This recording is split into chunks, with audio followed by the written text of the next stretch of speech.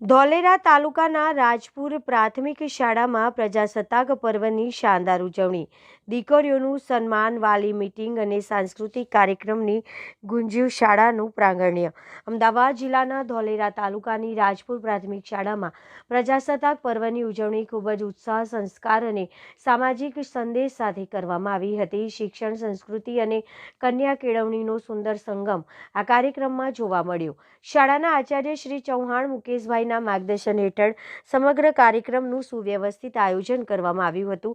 દીકરીના હસ્તે ધ્વજવંદન, બેટી બચાવોનો સંદેશ, રાજ્ય સરકાર બેટી બચાવો બેટી પઢાઓ અભિયાનને મજબૂત બનાવવા ગામની સૌથી વધુ ભણેલી દીકરી કુમારી કાંબળ આરતીબેન નવલભાઈના હસ્તે ધ્વજવંદન કરાયું હતું। સાથે સાથે વર્ષ દરમિયાન ગામમાં જન્મેલી દીકરીઓ અને તેમની માતાઓનું વિશેષ સન્માન કરી કન્યા જન્મને વધાવવાનો પ્રેરણાદાયક ઉત્સવ સંદેશ આપવામાં આવ્યો હતો।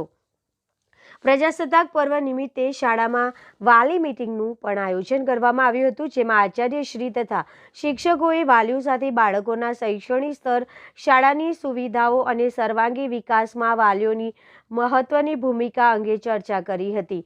વાલીઓએ શાળાની પ્રવૃત્તિઓમાં પૂરતો સહકાર આપવાની ખાતરી આપી હતી।